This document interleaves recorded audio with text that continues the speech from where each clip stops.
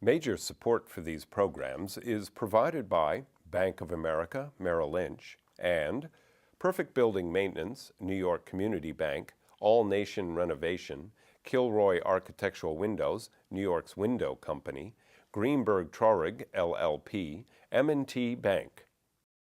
Additional support is provided by AVR Realty Company, LLC, Briarwood Organization, Capital One Bank, C.B. Richard Ellis, James Orphanides, Centurion Holdings, Cushman & Wakefield, Dimes Savings Bank of Williamsburg, Douglaston Development, DDG Partners, Eastern Consolidated, Hal Fettner, Durst Fettner Residential, Stephen Napolitano, First American Title Insurance Company, Friedman, LLP, Accountants and Advisors, Gemini Real Estate Advisors, LLC, Genova, Burns and Giantomasi, Grubb and Ellis, Investors Savings Bank, Jack Jaffa and Associates Real Estate Consultants, James D. Kuhn Real Estate Institute at Syracuse University, Madison Realty Capital, Massey Knackle Realty Services, Meridian Capital Group, Margolin Weiner and Evans, LLP, Certified Public Accountants and Business Advisors, Newmark Knight Frank, RAL Development Services, The Spandrel Group, LLC, Siami Development, SJP Properties, Sterling & Sterling, Urban American, The Wickoff Group.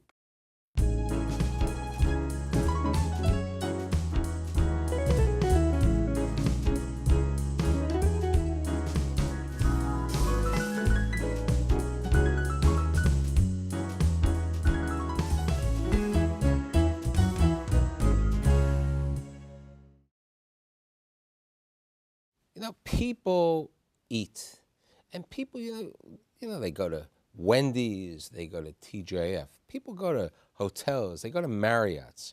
But how many people have been creative, have been responsible for opening, operating, and managing this type of restaurants and the hospitality business? Not too many successful. Today, I'm very fortunate to have Brad Honigfeld, the chairman, president, and CEO of the Briad organization. So you were born you're a Jersey boy, okay? Yeah. Not like Frankie Valli, but you're a Jersey boy, and you were originally born where? Montclair. Montclair. And your dad, who is living, fortunately, is 94 years of age, was a dentist. Your mother was a homemaker. You have a sister, I believe. I do. So you grew up Montclair, and then you moved to Verona. Grew up in Verona, actually. Was born in Montclair. Okay. Now, so here's a guy, middle-class parents. At 13, you get a job, what, at Burger King? Burger King. How'd that happen? I just, I wanted to work. I wanted to be out of the house. I was always shoveling snow and doing lawns, and I was just kind of ready for that. And I really couldn't get a job because you had to be 14, so I changed I'm born in '59, I changed it to an 8, and, took my birth certificate and my work, went in and got my working papers, and I started at Burger King at 13. So what were you doing at Burger King at 13? Were you a grill man or? I was taking orders at first, working the dining room, and then I got promoted into the back of the house, kind of the grill. And then you just in any restaurant, if you're good and you take an assertiveness, you start doing everything, and you start kind of learning the business from the ground up. So from the Burger King, was it the flag company or was it the Manor? No, it was the Manor, actually. Now the Manor, for my view, is the Manor still around? Yeah, it's still owned by the Knowles family, and as far as I know, and it's a wonderful place in West Orange, New Jersey, and I was a buffet supplier there for a period of time. Everybody remembers the Manor. They had this famous Friday night buffet and the weekend buffet, and people would, if you really wanted to gorge yourself, you'd go to the Manor. Yeah, and I had my bar mitzvah there too. You had your bar mitzvah there, so you had the opportunity. You worked there and you ate there. So after the Manor, you then get to the Flag Factory, and I think that was right near in 1976, right? Yeah, it was the bicentennial, and we were packing a lot of flags. It was busy, so way busier than I expected it to be, and was working kind of the 4 to 12 midnight shift, and it was a hell of an experience. So now you get your driver's license and you said, hey, I can really move on. I can go to the Meadowlands. Yep.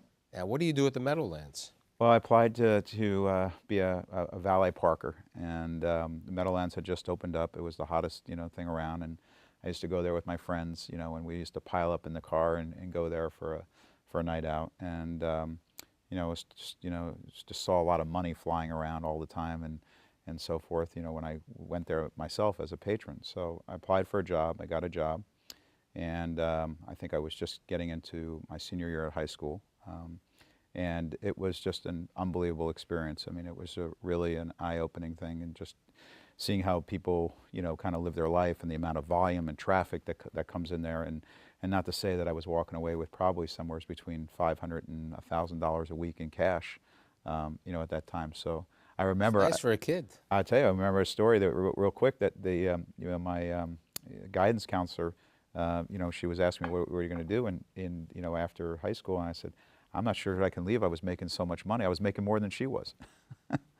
You see, but you were too big to be a jockey, so you had to try something else. So what happens now? You graduated high school and you enter William Patterson College. Right. I was continuing to park cars. I went to William Patterson College. I actually went back to the Manor too.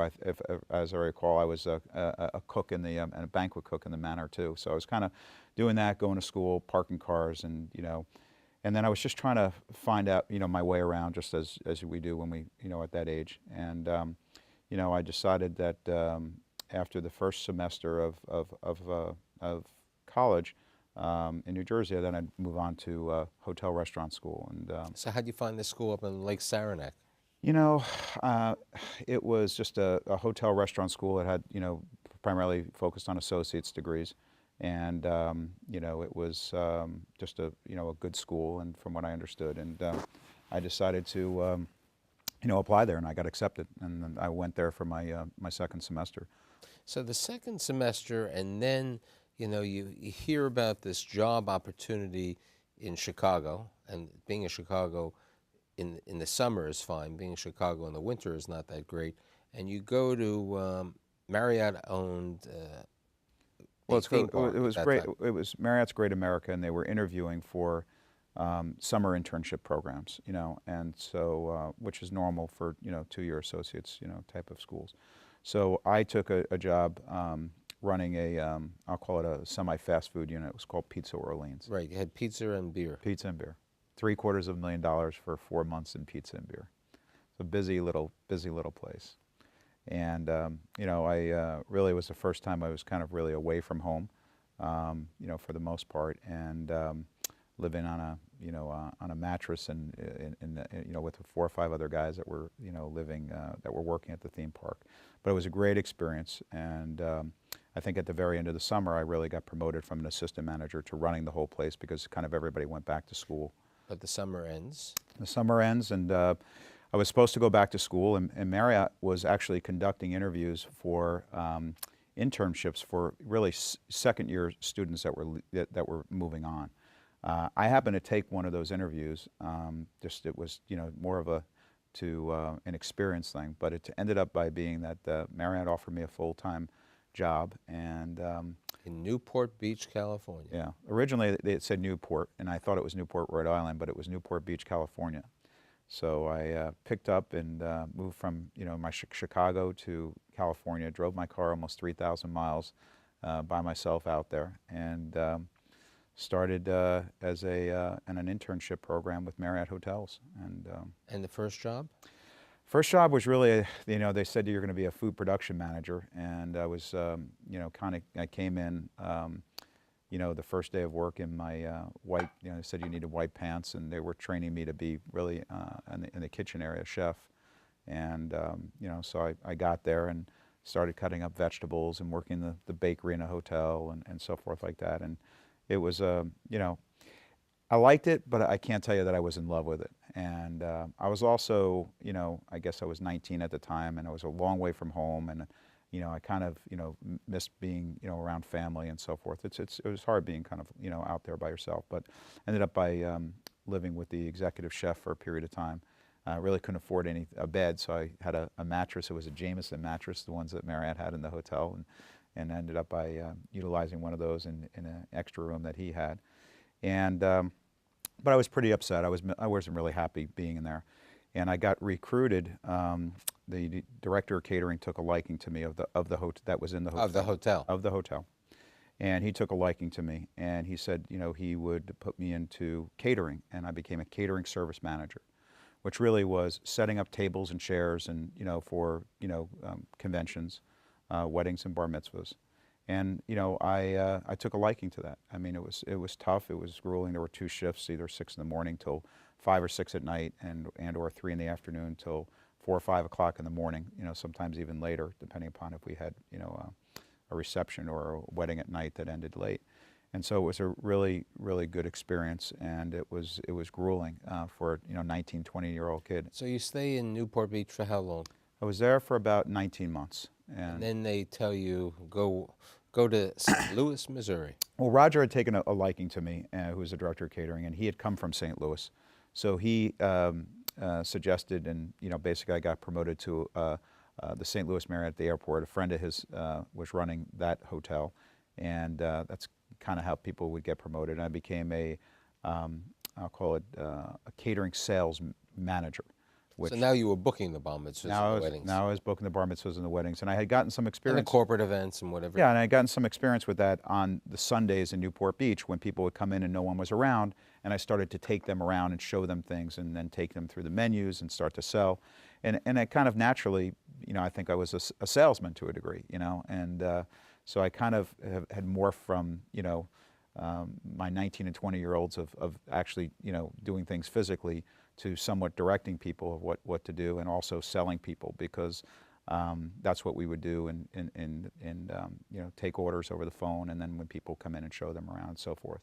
So I really spent about another, I would say, 18 months or so in St. Louis, another part of the country, Midwest. A lot of different experiences there, and growing up and so forth. And then I also got promoted there. I became like the senior director of catering of the hotel. So it was a really good experience. And then?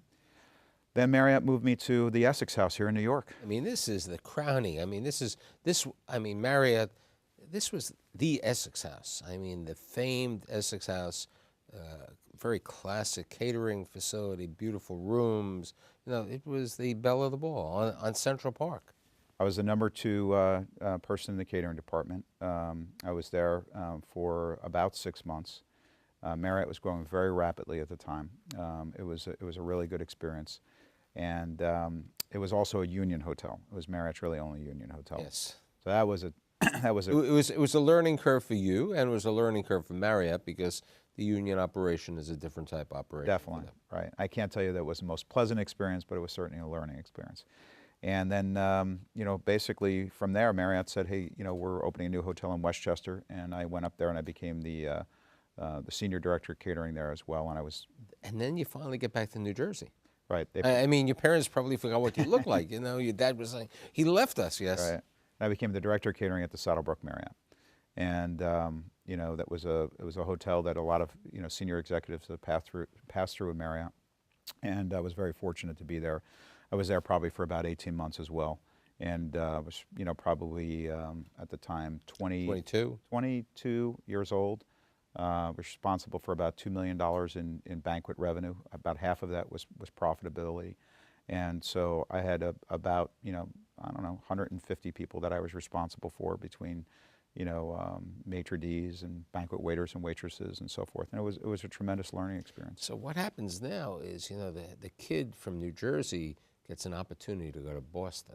Well, I actually went back to Westchester at the Marriott for about 6 months as the director of catering there. And I did want to go to open the Boston Copley Marriott, but you know, they didn't think that, you know, they labeled these A, B, and C hotels and AA hotels, which is what Copley was. And so I ended up by going back to Westchester, which was quote unquote a B, you know, hotel, and in terms of size. And I was the director of catering there for about 6 months. And then, you know, ironically, the guy that got the job in Boston that I really wanted desperately wasn't doing well.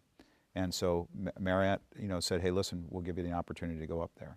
Now, mind you, I was only 24 years old at the time. I was, you know, this was a 1,200-room hotel, 60,000 square feet of banquet space. This wasn't the small little catering facility at the airport in St. Louis. No, and St. Louis was medium sized, but this was Right. this was prime time. This was a big responsibility, and when I got there, we were doing about $7 million in revenue, and when I left, about 3.5, 4 years later, we were doing about $12 million in revenue. So now you're what, 26?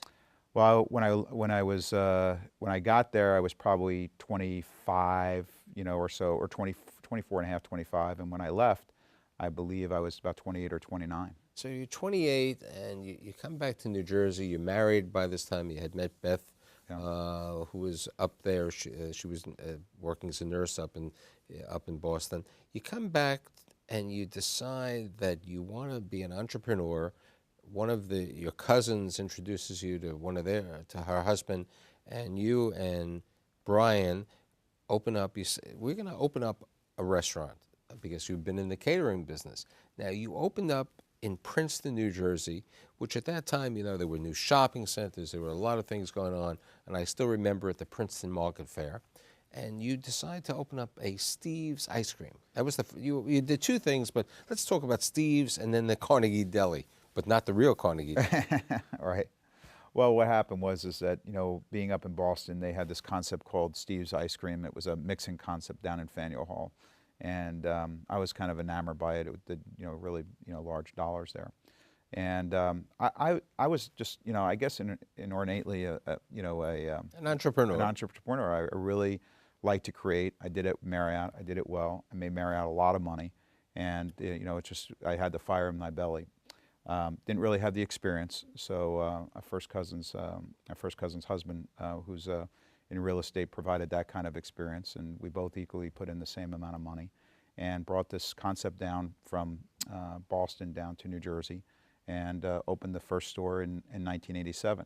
The only problem is, I It's a recession also. well, the country, I think, was in that, but I didn't actually end up by leaving my job. So I was doing my job and opened the store in 1987 at the first time. It was actually, we were trying to really become a Roy Rogers franchisee, okay, but we, for different reasons, weren't able to open that in Which 87. happened to be also owned by Marriott. It was a Marriott Right, and operation. I was trying to stay with Marriott, trying to get into Roy Rogers, which was another division of Marriott, but it was very difficult, okay, because I was an employee of Marriott, going to try to be a franchisee of Marriott.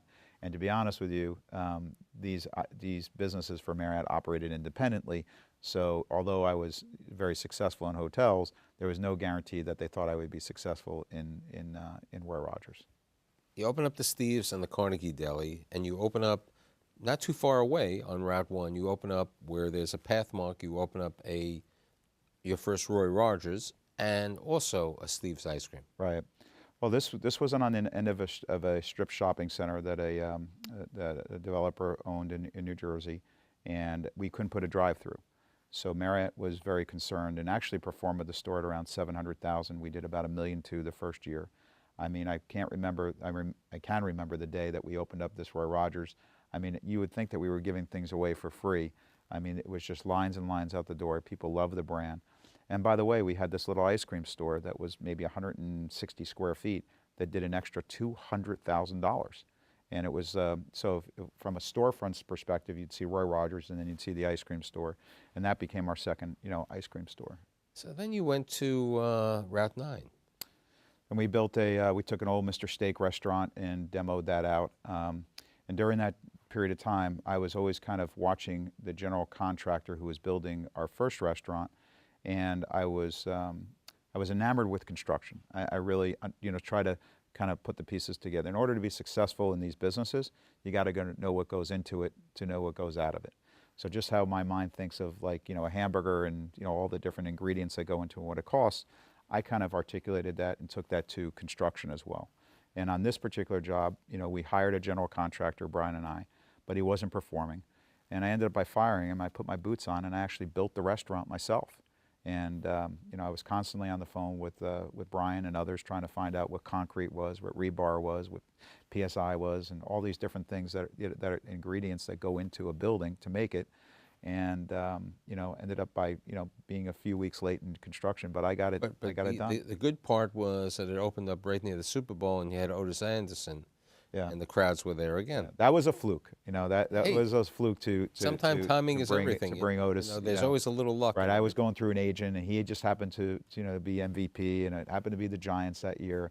And my God, when we did our grand opening, the lines were miles and miles long. So how do you then get to, you know, you're a Roy Rogers franchise, and then how do you become a TGIF? I mean, because, you know, I failed to say that you're one of the largest TGIF franchisees in the country. I'm the largest in the world, actually, Michael. And what basically happened is that the industry was going through change at the time. People were getting into casual dining. You know, I had some other friends of mine that were in Roy Rogers. And also Hardee's bought the Roy Rogers brand and was in the process of changing the names from Roy Rogers to Hardee's. You know, I was a victim of circumstances, and that happens a lot in the franchise business. And sales started to plummet because this was a bigger company that Marriott sold out to Hardee's of Masco. And so I was kind of a passenger on the bus. They were taking my great, you know, restaurants, and they were you know, the people didn't de-identifying. There was no more Trigger. There was no more Trigger, and there was no more Dale. there was no Roy. more brand, you know, and so it was a very tough pill to swallow. Myself and a bunch of others, and so forth. So, make a long story short, we weathered the storm at that point, and I always said to myself, I never want to just be in one business, Roy Rogers. I want to be in several other businesses. So if something happens, I'm not a victim of circumstances that I, you know, really can't control. So we got into, you know, we had through this, my partner, we had another piece of property in Old Bridge, New Jersey. And I remember we were trying to be a Red Robin franchisee. At the same time, we were trying to apply to Fridays because Fridays had a great brand reputation. And through a lot of wrangling, we ended up by being able to build our first TGI Fridays in 1993 on the pad of the Old Bridge shopping center, which we still have today. It still does really well. So now you have TGIF. Now, what happened? The Roy Rogers were then changed to Wendy's? Some of the Roy Rogers started to change to Wendy's. We opened our first Wendy's in 1994, along with the second TGI Fridays on Route 17 in northern New Jersey, in Woodridge. And that became our first Wendy's. And then from there, we started to convert some of the existing Roy Rogers. We had 4 at the time to Wendy's. One was in Rockaway Mall, one was in Perth Amboy. So now it's 1999. You have some excess land up in Manchester, Connecticut, and you say, hey, I really like those days working at Marriott. I'm going to be a hotel owner. Well, obviously, in between all that period of time, we had built the restaurant business. The Fridays had gotten up to probably, you know, between, you know, into 99, I would say, you know, 10 or 12 stores. The Wendy's had gotten up to 20 some-odd stores. So we were, you know, approaching probably $100 million as a business. In 1999, I bought my partner out and ended up by acquiring, you know, I started to acquire larger tracts of property to put the best Fridays in the best spot. So in Manchester, I remember through the RTC, we acquired 8 acres of property for $1 million, put the TGI Fridays there, and did tremendous. And then I had excess land and didn't know really what to do with it, you know, at the time. So we approached Marriott and ended up by becoming a Marriott franchisee of Courtyards by Marriott.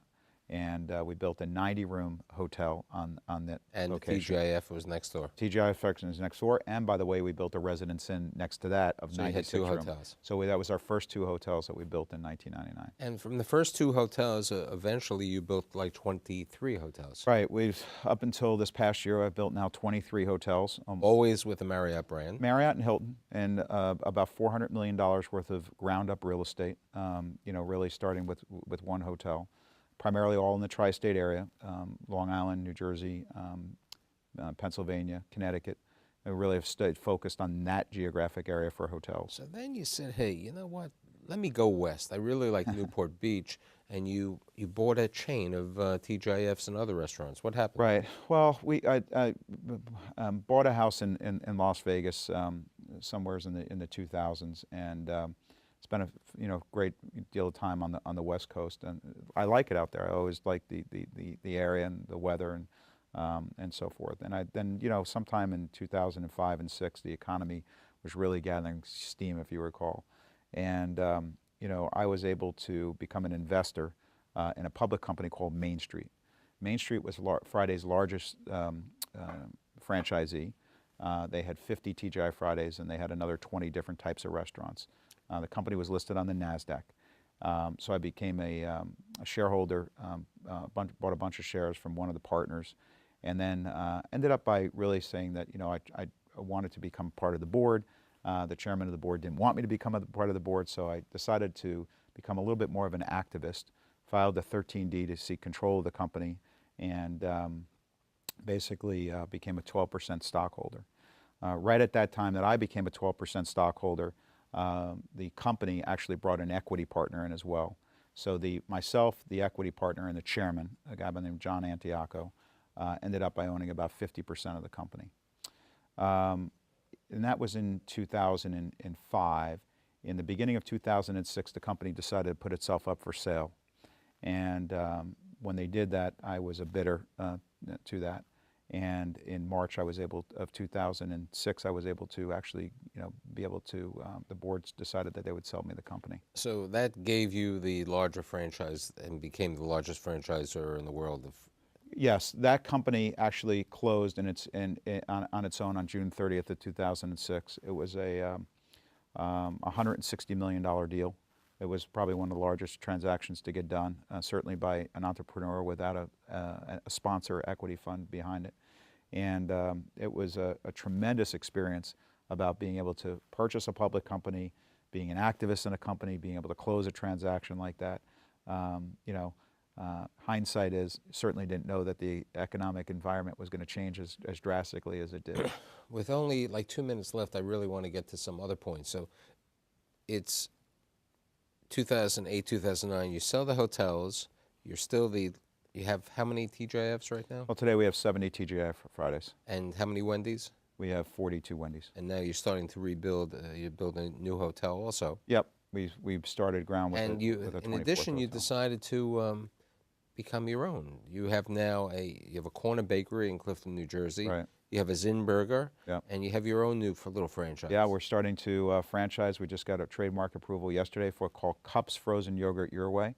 It's a self-service yogurt store, but I wouldn't really say we're selling yogurt. We're selling an experience when you come in there and you see it. Let's talk about the family. You're married to Beth. I'm married to Beth. I got 2 great kids. And both of them Jason seem and to be Jordan. going into this business. Jason is at University of Las Vegas. UNLV, 3rd year of school, and my daughter Jordan is in her 1st year of University of Massachusetts. So if you looked at it this way, this 52-year-old kid whose dad is a dentist, mother a housewife, you really created a brand, and and the brand is going to continue. And I'd like to really thank you for being here today. Well, thank you, Michael, for having me.